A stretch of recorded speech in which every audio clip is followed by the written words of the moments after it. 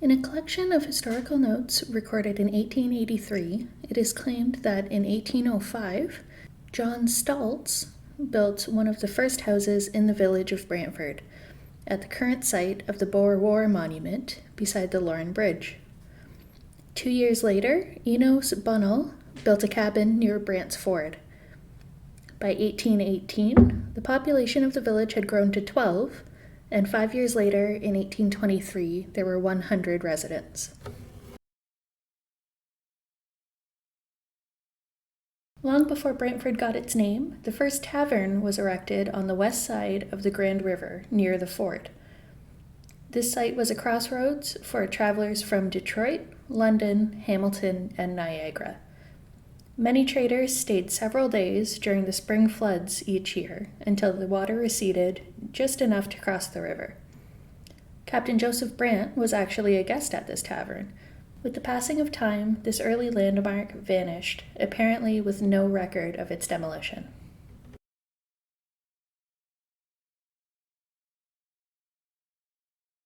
In 1832, Reverend William Proudfoot, a Scottish Presbyterian minister, visited the area along the Grand River. His travels included Brantford and Paris, where he visited with his Scottish brethren. In writing letters home to his family in Scotland, Reverend Proudfoot noted that, quote, "Nobody seems to eat porridge in Upper Canada. Children breakfast on fried ham, potatoes, tea, and bread. They seem to like it far better than porridge. Dinner is served at 1 o'clock and tea at 6 o'clock. All meals are the same. There is no supper in this country," unquote. Other accounts of pioneer diets stated that in this area, squirrel was a frequent item on the menu. Also popular was passenger pigeon, which migrated in such numbers that a shotgun blast might bring down a dozen. Large numbers of these birds were packed in barrels and sold in Toronto for a few pennies each.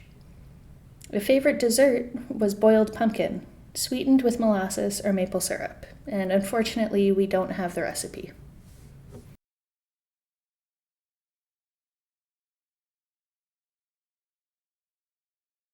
In the early days of Brantford, there were no professional firefighters. As strange as it may seem, there were several fire companies, including the Victoria Hose Company and the Hook and Ladder Company, and these were mostly manned by volunteers. These companies competed against one another to be the first at any fire after the bell was rung at the old town hall. To help motivate the volunteer firemen, there were prizes for being the first at the scene, and the firemen expected property owners to treat them to beer, cheese, and oysters after the fire was extinguished. The firemen's uniforms were not designed for fighting fires, but were attractive enough to enable the men to, quote, "cut a fine figure," unquote, in public parades.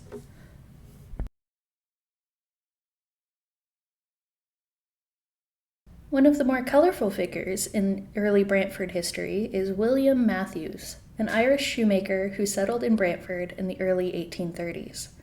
He was a supporter of the armed rebellion of William Lyon Mackenzie in 1837 and fled to the United States to escape arrest. While he was in exile, his wife ran the shoe shop, and it is said that the Irish community in Brantford agreed to buy 2 pairs of shoes per year in order to support her and her children. Later granted amnesty, Matthews came back to Brantford and got right back into politics. He was a council member, reeve, and mayor for 3 terms.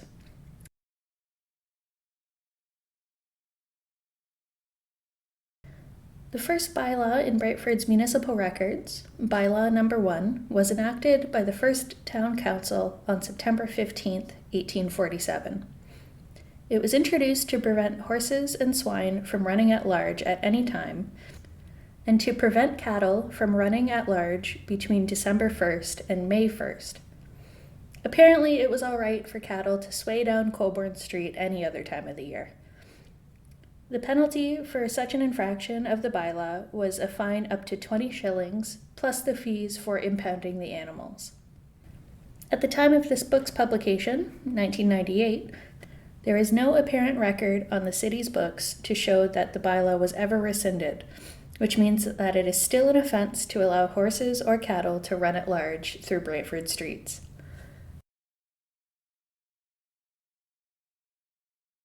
So what was Brantford like 170 years ago? W.H. Smith, an early Canadian chronicler, referred to Brantford in his 1850 book titled Canada, Past, Present, and Future. This is what he had to say. Quote, Brantford now contains about 3,200 inhabitants, has a large town hall and market house, built of brick, which cost nearly £2,200. A large public school, also made of brick, with about 300 scholars attending, 6 churches, an Episcopal, Presbyterian, Methodist, Congregationalist, Baptist, and Catholic. There are 4 grist mills, one of which is a brick building, 2 foundries doing large business, a stoneware factory, the only one still in operation in the west of Canada, with their clay being imported from New Jersey, as well as 2 tanneries, 4 distilleries, a planing factory, and a sash factory, unquote. So according to him, that's the way we were.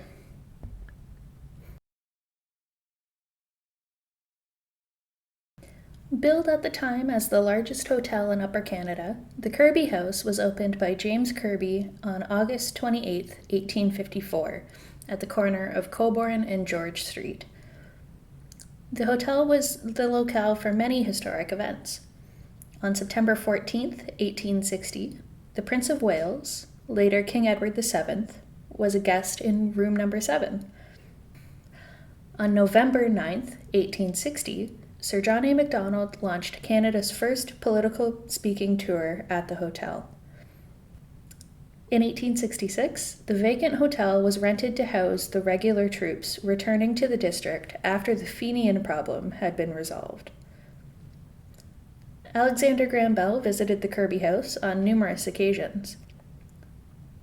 On July 29, 1976, the Kirby House was severely damaged by a fire that was set by an arsonist, and as a result, the building was later demolished.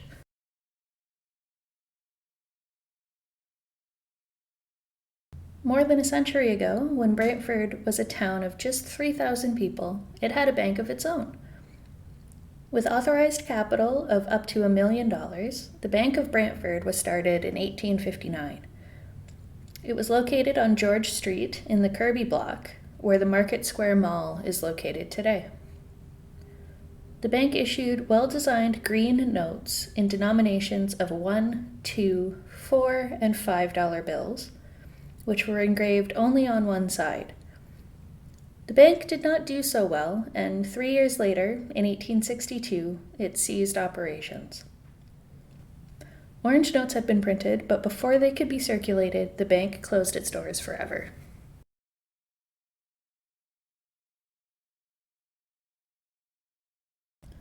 In 1859, the Bixel Brewery and Malting Company was established in Ingersoll, and a short time later they relocated to Strathroy. In 1888, the company started a second brewery operation in Brantford, and for a number of years, both of these locations were active.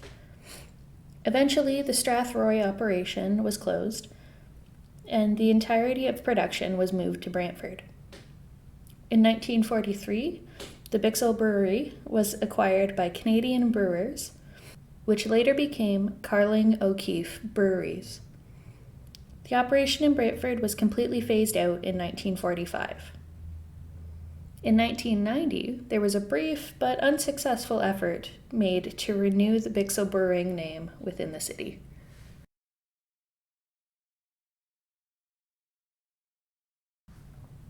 In 1871, Canada's first winery began in Brantford. Major J.S. Hamilton, who had started in the grocery business, formed a partnership with R.S. Dunlop. They received a royal charter allowing them to establish a wine and liquor business. And when Dunlop retired, Hamilton carried on with the business. In 1914, Hamilton moved the operation from 93 to 44 Dalhousie Street in Brantford. During the early years of this business, Hamilton became associated with the Vin Villa Vineyards on Pelee Island. The Pelee Island Wine and Vineyards Company and the J.S. Hamilton firm amalgamated, and Major Hamilton became the president and managing director.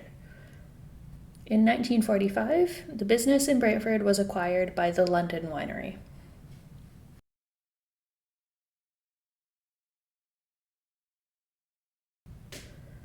Canada has always been a land of opportunity, and there is no better illustration than the story of Brantford's William Paterson. He was the son of Scottish immigrants, though later orphaned by the cholera epidemic in 1849. He was adopted by a family friend and then went to work at the general store of Ignatius Cockshut when he was 14 years old. 10 years later, he and a partner started a bakery and confectionery business, which expanded and prospered. Paterson later went into politics as a town councillor and mayor, and then as a federal Liberal member of Parliament. He served 39 years in Parliament, with 15 of them as a cabinet minister.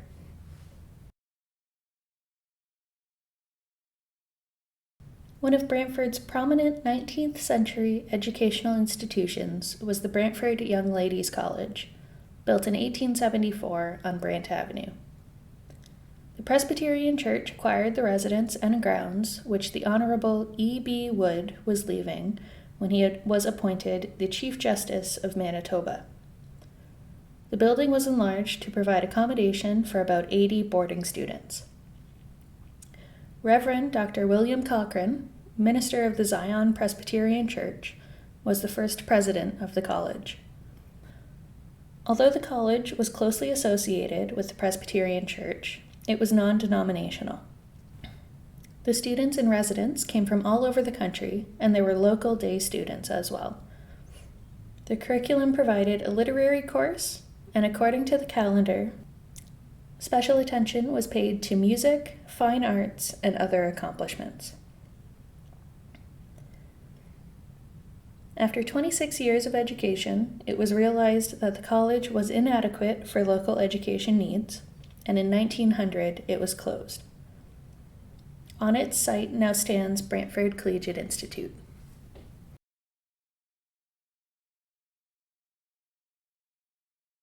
When Brantford became a city in 1877, there were no automobiles to be stolen, but there were instances of horse-drawn vehicles being taken unlawfully. The following is from an Expositor article in 1877. On Saturday last, a Burford resident came to our city on business. He tied his horse on Market Street and went into a store for a short time. Upon his return, he found the post to which his horse had been tied, but the quadruped and the carriage were missing, leaving no trace. Passers-by were questioned, policemen were buttonholed, and a search began in the byways, streets, and lanes, but all in vain. 3 hours later, the lost conveyance was seen running down Colborne Street with a drunken driver enjoying all of the dignity of ownership. The man was permitted to go after paying for the buggy whip, which was lost during his excursion.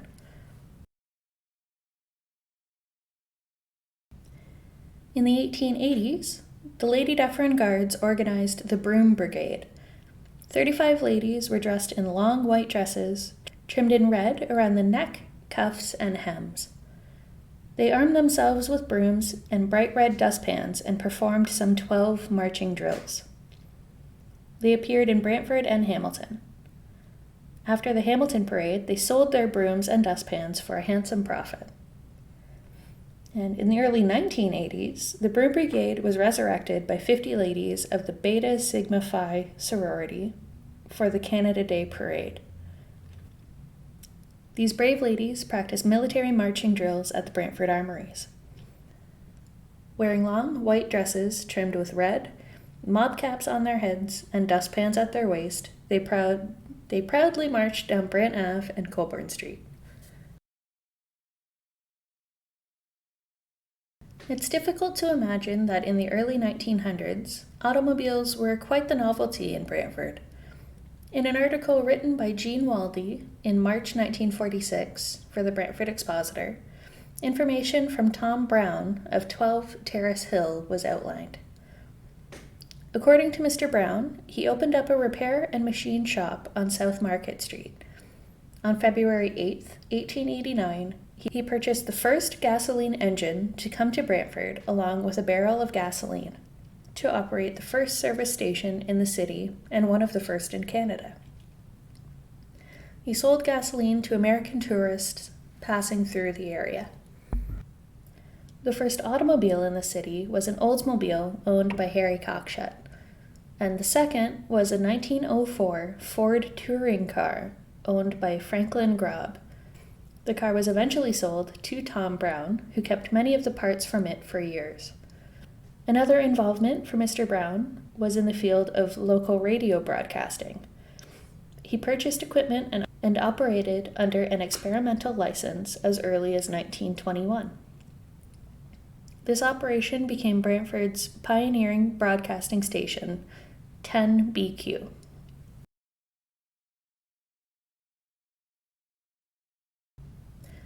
Two famous Brantford men have served as the Lieutenant Governors of Ontario. They were Colonel Harry Cockshut, who served from 1921 to 1927, and William Ross MacDonald, who held office from 1968 to 1974. W. Ross MacDonald was a long-time Liberal Member of Parliament and Speaker of the House of Commons. When MacDonald formally opened the Ontario legislature, he wore a magnificent old-style suit in the full and formal Windsor court dress. It was, in fact, the very suit made for and worn by Colonel Cockshut, which was loaned to MacDonald by members of the Cockshut family. The suit is now preserved here at the Brant Museum and Archives.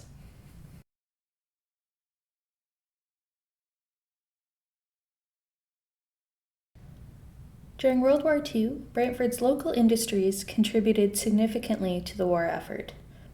For example, Massey Harris manufactured munitions and parts for military equipment. At Cockshut's, its manifold division made exhaust manifolds for wartime aircraft, and its coach and body division manufactured truck cabs and boxes. Cockshut's also made the wings for the Mosquito bomber at its molded aircraft division, while Verities manufactured other parts for the Mosquito, which was assembled in Toronto. With many of the local men away at the front, industry needed workers for its factories and turned to the local women for help. The local labor market couldn't quite meet the demand, so women from other parts of the country came to Brantford. Many came from farming areas in Saskatchewan, but also from the eastern provinces as well as Quebec. A residence, Winston Hall, was built for these female factory workers, and many resided there for the duration of the war, and they were bused back and forth daily to the factories.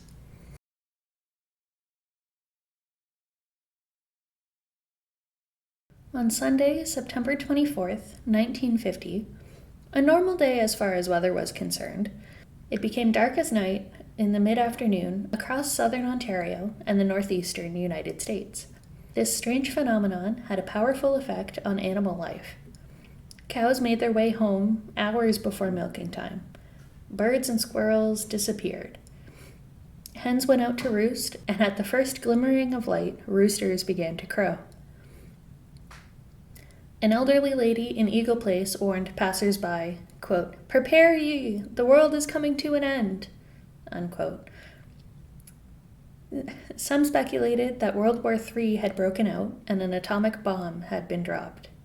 Meteorologists decided that the blackout had been caused by drifting clouds of dense smoke from vast forest fires raging in the remote bushlands of northern Alberta. It took 48 hours for the skies to finally clear.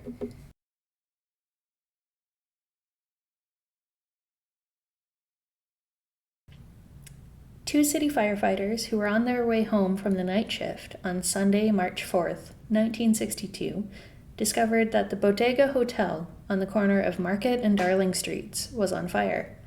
They immediately sounded the alarm, and this is the current site of the Canada Trust building. 25 people fled from the building to escape from the city's second hotel blaze in a little more than a month. 5 occupants were left homeless for a second time, having lost their rooms at the Brant Hotel, formerly located at 85 Dalhousie Street, when that hotel was destroyed by a fire on January 31st of the same year. The blaze at the bodega appeared to have started in a storage room on the top floor and destroyed the entirety of the structure. Fortunately, there were no lives lost. Now, these were excerpts taken from a Brant Historical Society publication entitled The Way We Were. If you wish to know more or would like to purchase a copy, please contact us at 519-752-2483 or via email. Thanks for listening.